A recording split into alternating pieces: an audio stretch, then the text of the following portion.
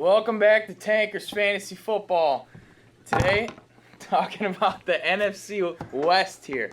So we got the Arizona Cardinals, We got the Seattle Ducks the 49ers.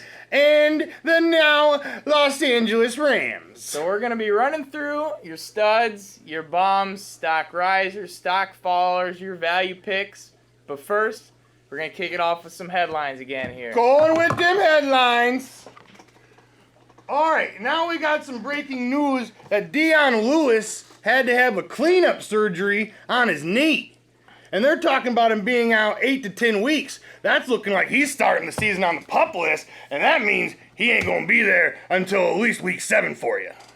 With that, you're looking, he was a 5th round pick. I think his stock dips drastically. I think it even goes down to in the teens at this point. I don't even know if I'm willing to touch him anymore at this point. The only thing that was really hurting Dion Lewis in the past was injury. Missed a full season of injury, and since then he just hasn't been able to stay on the field. I mean, maybe the thing is this guy just had his 15 minutes of fame last season. I mean, this guy is not a spring chicken. He's been in the league for a little while. Maybe he just had his 15 minutes of fame.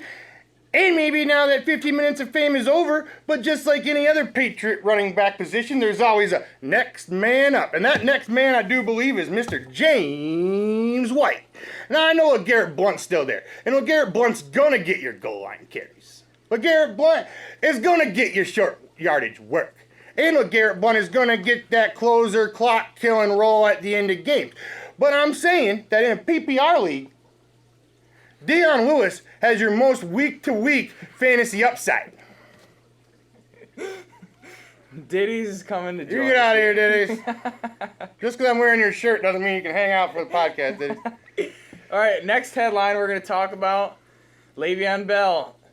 Looking at 4-game suspension, got down to 3 here. Do you think that helps Le'Veon Bell's stock, or do you think that hurts D'Angelo Williams' stock more? The thing is, I think it's going to bump Le'Veon back up into the. I think it's going to guarantee him he's a first-round pick in 12-team leagues now. But I think it helps you if you're a Le'Veon Bell lover. Like if you're looking to snag Le'Veon Bell at the end of the first round or at the turn, I think D'Angelo Williams is now available to you at that 8th, 9th, 10th round draft position where it becomes a more savory thing for you. Like, you don't want to draft D'Angelo Williams in the 6th. That's where you're supposed to be drafting flex plays, quarterbacks, or tight ends for your starting lineup throughout the season. Not some dude that's just going to be there for you for a few weeks. But now that that stock is down, I'm totally comfortable drafting D'Angelo Williams as my first or second bench player if Le'Veon Bell is on my football team. All right, say Le'Veon Bell is not on your football team. What round do you think you're pulling the trigger on a D'Angelo Williams? Or do you even think it's worth it at this point for a guy who's going to get you 3 games? I think the only reason you'd even consider doing it is like it's gone on too far, and we're in like the 11th or 12th round, and somehow he's still on the board. And you just can't let the guy who drafted Le'Veon Bell at the end of the first get him on that cheap of a sweet deal. That's the only reason why I would draft D'Angelo Williams if I was not a Le'Veon Bell owner to begin with. All right, let's move into the NFC West here. First, going to talk about Cardinals. Start off with the studs here. Showing some studs, and I'm talking about my boy from Clinton, Iowa. Now, we're talking about, Clinton, Iowa has something to be famous for besides the armpit stink. But I mean, let's talk about the stuff to temper expectations first of all.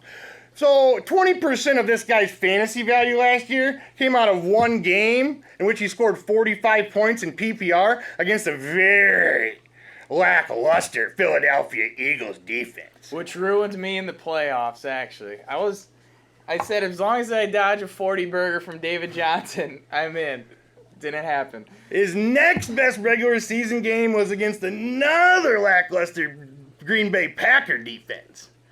But he did have a decent game in the playoffs against the Carolina Panthers stout defense, but that was aided and fluffed up by a 9-catch performance. But now you see what I just did there, people?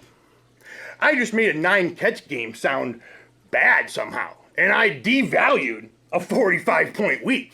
And if you're sitting at the end of your 12-team PPR leagues and you're doing live drafts in the same room as your other league mates, you need to start talking about these things I was just saying, so maybe he can slide down to you at your low first-round draft pick. Because I'm about to tell you why David Johnson, in my eyes, is about to be a PPR monster.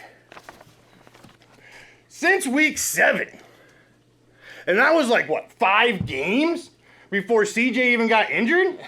He had 2 or more catches in all but one of those games. And even, it wasn't in the offense, but he was making the most out of everything. He had long receptions. I believe he had like a 60 to 80 yard touchdown very early in the season. He was getting kickoff returns for a touchdown. And if you're in like leagues that reward, I don't even know if he'll be involved, and I'm not sure if they're smart. They'll probably knock the special teams business off just to avoid injury. But this guy, he recorded 36 receptions in a limited role until week 13, where he became the featured back. And then he added 15 more receptions in his 2 playoff games, where he was also the featured back. Last year, I felt like they were trying to make excuses for Ellington and Chris Johnson to not give David Johnson the workhorse role. And I feel like once both those guys went down, David Johnson, I feel like there's absolutely no looking back from there. He can do it all. He can catch the ball. He runs hard between the tackles. I expect him to be a humongous PPR threat this year. He had 32 of those 51 receptions in the 7 weeks, that's including the playoffs, after he became the featured back. And that's over 4.5 receptions a game. If you grade that over a 16-game season, that's 72 catches in a season. So I'm not saying this guy's going to go out there and get you 300 carries. I don't think that's the score. I think he's 250 max in carries. But I think he's going to add you those 70 or 80 receptions in a PPR league. That's worth the price of weight in gold, people. All right, let's move on. Who else you got on the studs here? Another stud running back, probably the best two running backs in my ranks are coming out of the NFC West. And now we're going to talk about a Mr. Todd Gurley. Now, Todd Gurley is the best player on a very bad football team. And that's not always a bad thing for fantasy. I kind of like it. You look at guys like DeAndre Hopkins last year. He was the best player on a bad football team. 200 targets for the guy. You look at Adrian Peterson. How long has he been the best player on a bad offensive football team? Looks like it's going pretty well for him. Then you bring back the old dudes like MJD. Jesus Christ. He was scoring top 5, top 3 fantasy points for years for the Jacksonville Jaguars. Won a rushing title with Blaine Gabbert. That's incredible. So they had 8-9 guys in the box, at least 10 guys in the box. I'm not saying, he faced these same kind of defenses last year, and he still had almost 5 yards a carry. He clocked in at 4.8 on the season and over 200 carries. That's something. He scored. This is crazy, people. In 9 of the 13 games that he played, he scored 15.9 fantasy points in PPR leagues or better in 9 of the 13 games he played. And he only had one really bad stretch. There's a 3-game stretch from weeks 11 through 13 where this guy scored 10.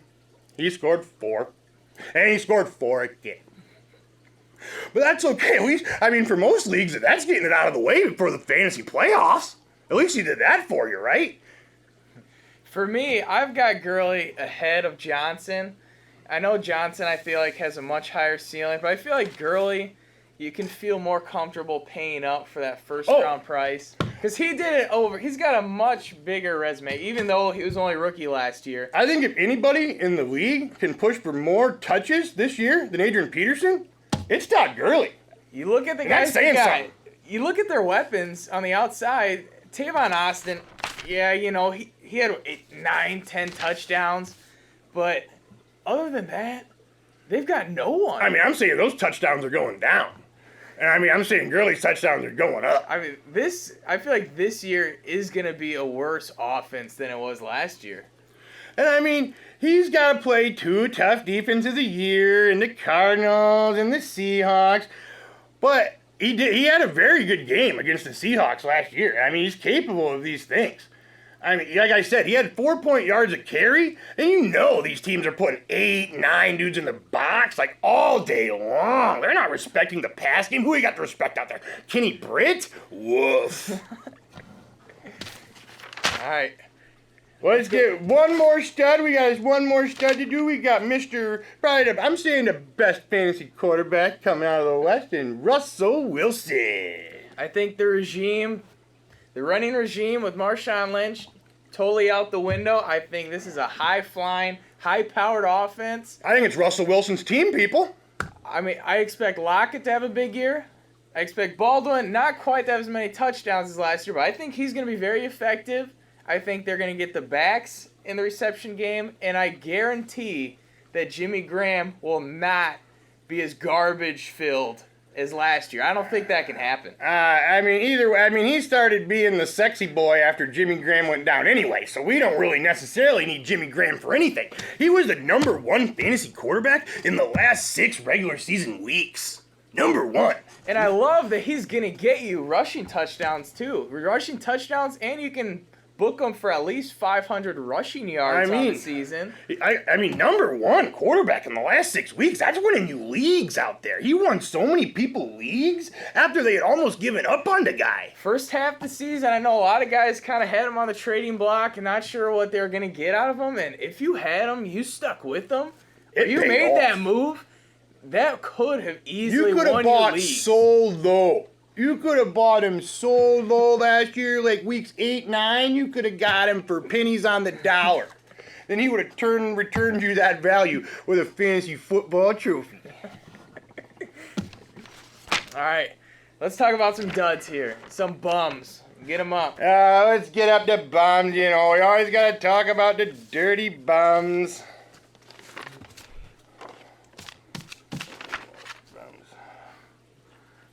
Got for bums in the NFC West. I'm saying anything Rams pass catcher.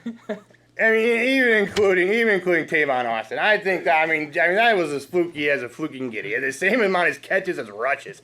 Are they really going to run the ball with him 50 times this year? That seems ridiculous to me. And that's where most of his production was coming from.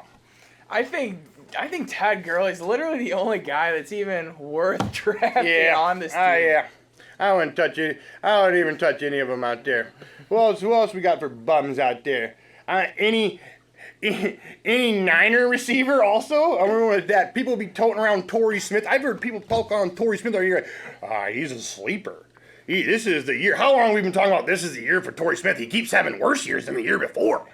He makes his name by going deep, catching the deep ball, running past guys. But the quarterbacks... he doesn't have a Joe Flacco out there throwing him the rock. He hasn't even caught a ball yet in the first 2 preseason games. What's to be seen? He's only been targeted once in the first 2 preseason games. It doesn't sound, I know you're kind of, mask your offenses in the preseason, but this is the Niners. Maybe we should stop masking and just see what these players have to offer here. And I think they know what they have to offer in Torrey Smith, and that's nothing. You just know how bad it has gotten there. If you firmly believe that Blaine Gabbert is a much better option at this point than Colin Kaepernick. Did Colin Kaepernick even play in week 2 of the preseason? Is he dinged up or they just not let him play? I don't even know if he's alive anymore at this point. It's gone too far. And who are these back to the Niner receivers? Who are they? After Torrey Smith, we got Bruce Ellington, a guy who's caught 19 balls in his NFL career? I don't know how they've settled so much on not getting playmakers for this team. It's ridiculous. They don't. I don't know. You think they used to be a golden franchise of the NFL, and now they're a doorstep. You think of their high picks they've had in the last few years in the draft. What offensive playmakers are on that team? If you're saying Carlos Hyde is by far head and shoulders your best option in this offense. Oh, he is, and that's a guy who can't stay on the field, and he literally played 1 game last year. They're going around. 1 game, week 1. After that, filth. They're going around there talking about Carlos Hyde's going to have 1 million touches this year. He's going to be the next Jesus Christ superstar, he's the man. I am not buying a single bit of it. I think they're just trying to sell tickets. You're telling me you're not buying into the Chip Kelly offense? I am not. That worked so well in Philadelphia last year? I've seen enough of the read option, especially if they're going to let Blaine Gabbert run it. I mean, our team's really respecting Blaine Gabbert to tuck it under his shoulder and take her off for 20 or 30 yards? Because I don't think they are. I think Kelly... And I personally hate the shotgun handoff. It's like running a halfback draw. I think Kelly is a wasted effort at this point. I don't expect him... I don't think he's even going to be in the league as a head coach more than 2 more years. I think the ship has sailed on him. The schemes don't work. I mean, he hasn't had the personnel to run the teams that he's had. And even last year when he traded for Bradford in that offense... I mean, yeah, I think he's an egomaniac. I think he's self-destructed that Eagles franchise. The moves that he made. I think he's an egomaniac. He's my way or the highway. And guess what, bro? Your way sucks. All right, who else we got? I think that wraps up the duds. I think we covered a good share of duds out of the NFC West right there. I think the bums, there's so many in this division. There's a lot of bums. Specifically those 2 teams, it is not even worth pointing out individually. We got some risers now. We're talking about some risers. Risers. We talked about Russell Wilson's team. I think is going to be his new favorite toy in the offense. It's Tyler Lockett, people. It's Tyler Lockett. I have all the faith in Tyler Lockett this year. I know that sounds crazy because he only had 15 fantasy points or more only 5 times last year, and that's not really anything special. But I think his targets are going to increase dramatically, and I think his overall involvement in that offense is going to also increase dramatically. They've talked that he is going to get touches, an opportunity for touches on every single play this season. I mean, did you see that dime that Russell Wilson dropped to him in the preseason game? This is a guy, a late-round pick. He looks like a natural receiver, a natural playmaker out on the field. They drafted him kind of as that punt return kind of shifty guy. They weren't expecting him to be much last year in the receiving game, and he developed really well. Late in the season was that wide receiver too. I think Pete Carroll really, really wants him to be that vocal point of that offense. I think he really wants to showcase him. I think he wants him to be his number 1 offensive threat. And if that's the case, watch out. He's going kind of, like the 7th round? We've seen him go 5th round. That's a little steep. That's steep for me. That's asking him to be kind of, almost your second receiver. Yeah. I think he's great wide receiver 3. He's got wide receiver 2 upside, but I think if you draft him as your 3 or 4, you're going to get a guy who is going to pay out. Gravy train. All right, let's compare them. You know who I'm also on? As a riser, and I know Doug Baldwin did it. Doug Baldwin, people, it was crazy. Now, where is Doug Baldwin? 3-game stretch last year. We had 8 touchdowns. Are you ready for this? In 6 of the last, from weeks 10 to 16, so that's 7 weeks. In 6 of those 7 weeks, Doug Baldwin had 20 and a half.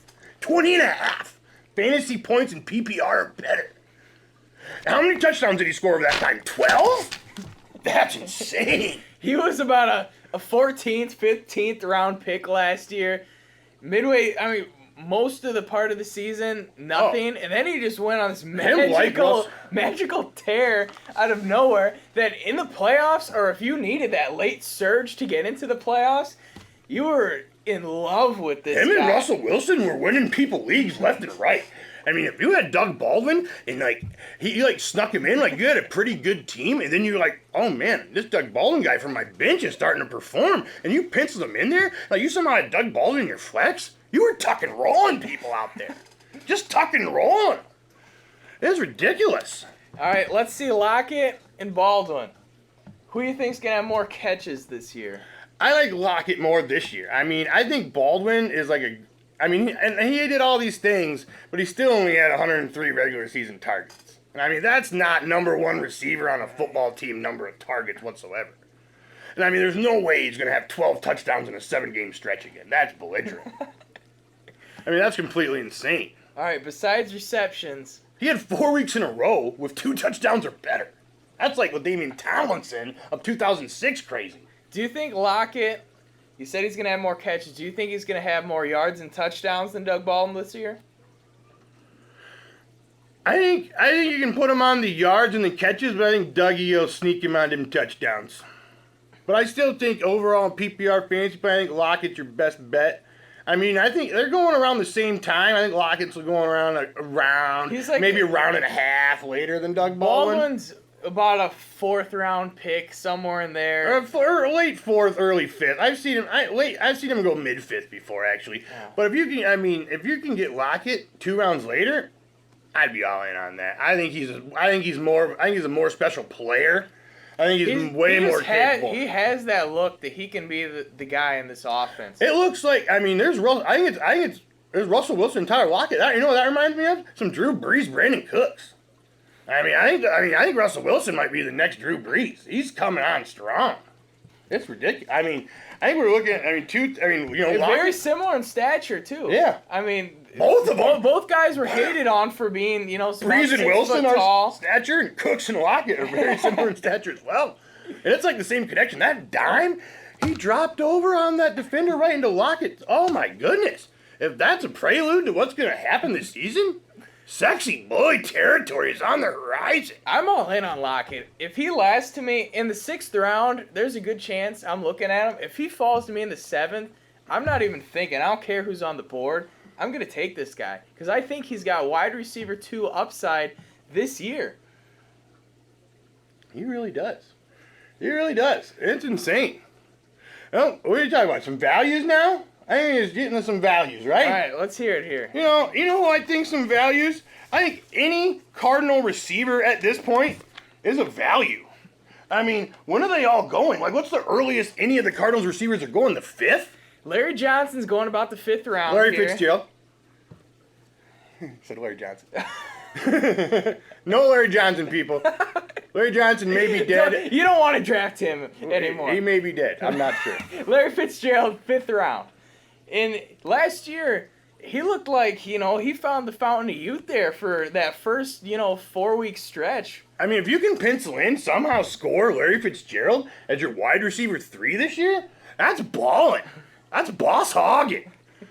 Like, I mean, people are still he's too old, he won't do it again. And it's like, I don't expect him to do it again, but I expect him to be a target monster. He has no sign of slowing down whatsoever. I mean, people are talking is this the year that Fitzgerald gets overtaken by the John Brown, the Michael Floyds? I mean, nobody's training harder than Larry Fitzgerald. Like, how old is he at this point? 32? I think he's 33 now. 33? I think he's 33 now, and he's still grinding out there. I mean, I know his yards per catch dipped considerably over the last 5, 6, 7 weeks of the season, but those targets were still there, and I mean... You only can be so explosive when you're in the 30s, but he is getting... You can count him He looked explosivo for that first month of the season, though. He was like the wide receiver 1 going into October. It was crazy. For Packers fans, I'm sure they're still just having nightmares about him in the playoff game. I'm getting a little scared about Mr. John Brown, though. I think John Brown... This concussion thing's freaking me out, man. John Brown, I had last year as the dark horse pick to lead that offensive receiving corps in touchdowns and yards. He still had a decent season. I mean, he was wide receiver 3 in it out there for you. I mean, he didn't pay off big time, but this concussion is freaking me out. It's been 2-3 weeks since it's first been a thing, and he hasn't been cleared yet. That's scaring me. That's saying if he does finally get cleared, and he's a little guy, and I mean, if he takes another big shot over the middle and he's getting concussed again, we may be looking at a very long stint on their disabled list. I mean, even, was it J.J. Nelson, their 4th guy out there? They got another Javon Brown. They got a Javon Brown. Or a John, or some kind of other Brown. Some Brown. There he's 13, John Brown's 12, so watch out for him.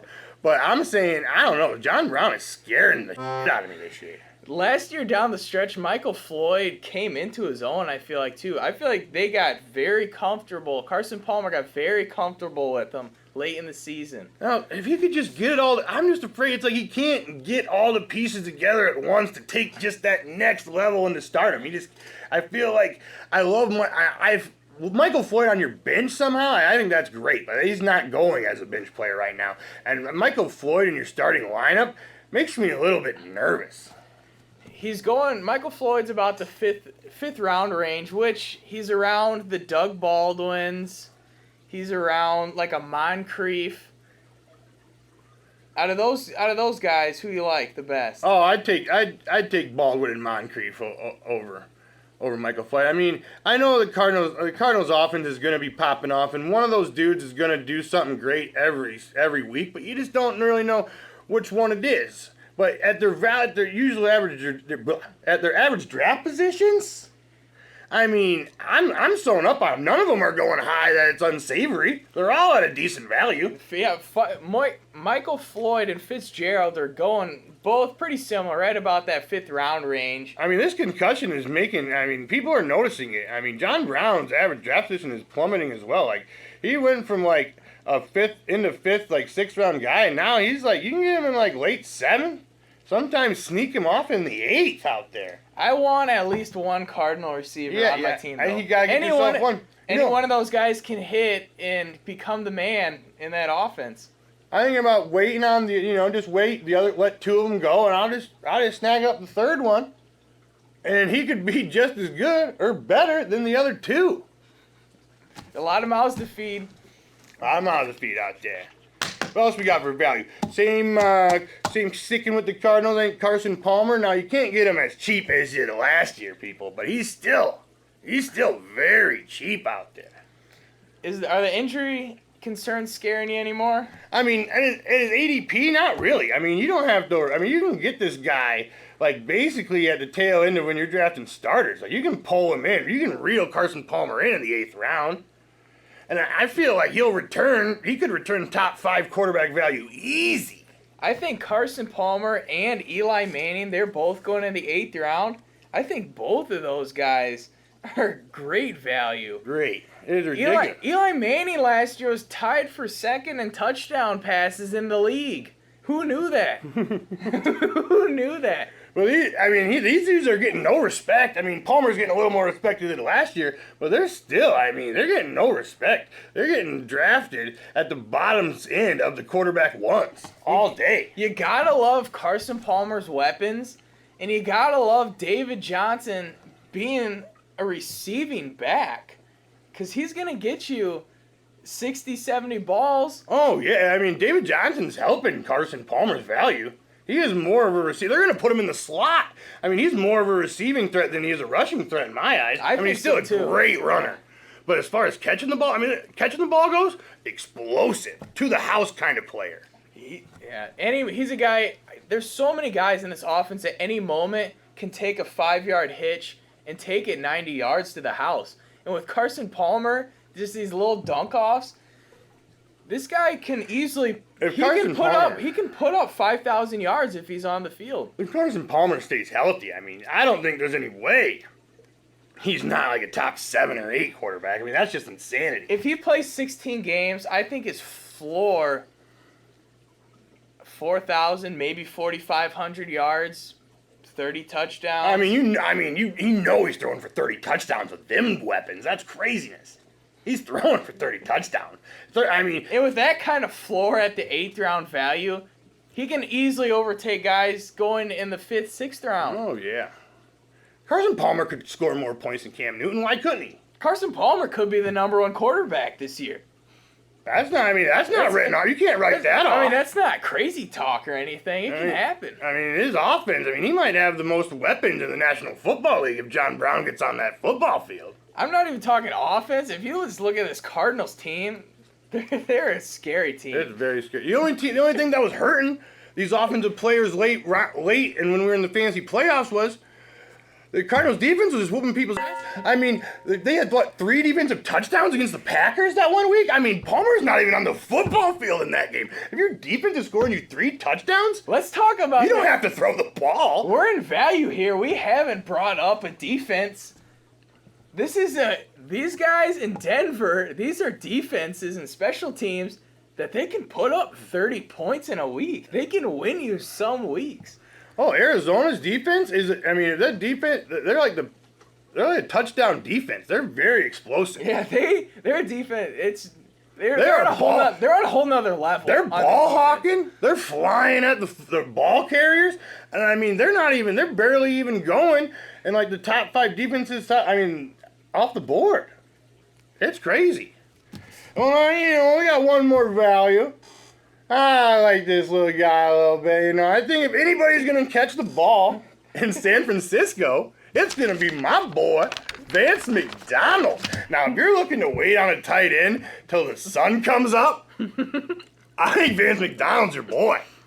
I mean, last night, Blaine Gabbert completed 6 passes in the preseason game. 3 of those to my boy, Vance McDonald. This guy's literally going undrafted in leagues. Undrafted. And there's value there. I mean, the Niners are going to be losing football games. They're going to be behind. They're going to be needing to throw the ball. Vance they only can McDonald. go to Carlos Hyde so many times when they're down 20 points. I mean, you're in the red zone. I mean, who's your receiver you're throwing it to? I think it's Vance McDonald. Blaine Gabbert, I think, loves him. So if they're going to saddle up the Gabster, You know what I think you can pencil in Vance McDonald. You know what I'm seeing, maybe? I'm kind of seeing maybe some McCown Barnage. Might be able to resume. I mean, Vance McDonald's still a young player, though. He's old. Barnage been around the dusty old. Barnage had 3 touchdowns in his career before last year when he had like 9. I think this is the guy. I mean, if there was any tight end that's going basically undrafted that could sneak into the top 12 tier of the tight end ones, I think this is the guy. I mean, you can get him anywhere you want. I mean, nobody's respecting the Niners passing game. Nobody probably even knows his name. But now you do. That thanks to your Diddy shirt wearing, fantasy talking Vance McDonald broskies, is I got him in a league already, and I'm not looking to start him week 1. But if my starter sucks, I'm running him out there week 2, baby. You just know it. Are you seeing him being drafted more as a tight end 2 or a tight end 3 that you're just kind of taking a flyer on like 19, 20 rounds? A deeper league, you know, he's more of a tight end 2. And like your leagues that reward more for like tight ends catching passes.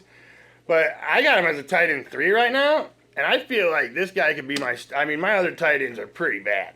So I feel like this guy could be my guy come week 3 or 4, and I'll just pencil him in. I mean, if he's looking to get me 10 to 15 fantasy points a week, he's my boy. Come on, yeah. There's no other guy in that offense that they're going to be throwing to, I feel like. And if anyone's going to do it, I like the pick. I like it. I mean, you're not paying the piper. I mean, if he sucks, if he turns out he sucks, cut it. I mean, it's not like it's costing you the world. Let's talk about some fallers here. Fallers. Who we got? Let's get the arrows out there. Let's get the arrows back out there. Pointing them down for the fallers. Fallers? I don't even know what this guy's worth talking about. But Colin Kaepernick, I feel like when Chip Kelly was announced that he's going to be going to the San Francisco 49ers, people were talking, this is kind of his prototypical quarterback. This is his Mariota, the guy that they want to run that style offense.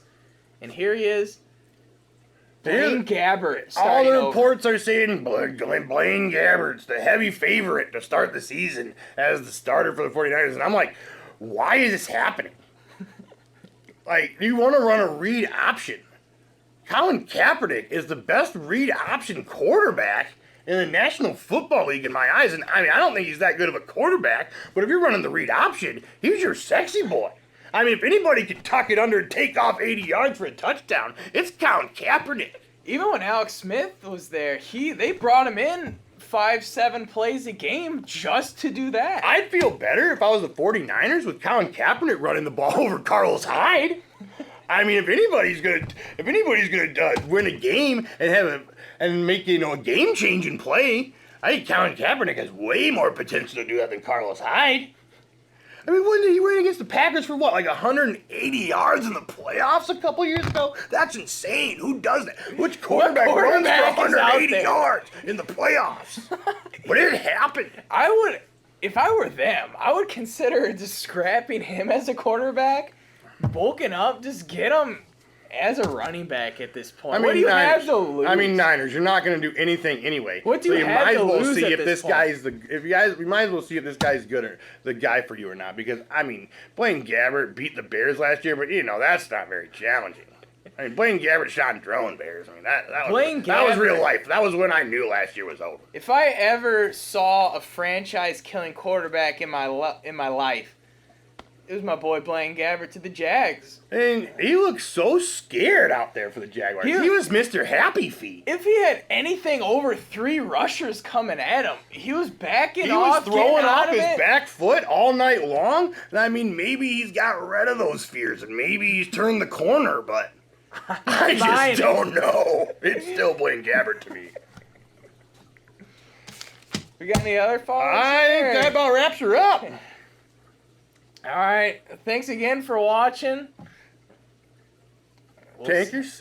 Tankers Live, please subscribe down below and like our video. Thank you very much. Make sure to email us too. Ask for your questions here. We'll answer them for you. TankersFantasyFootball@gmail.com. Live action. We'll catch you later.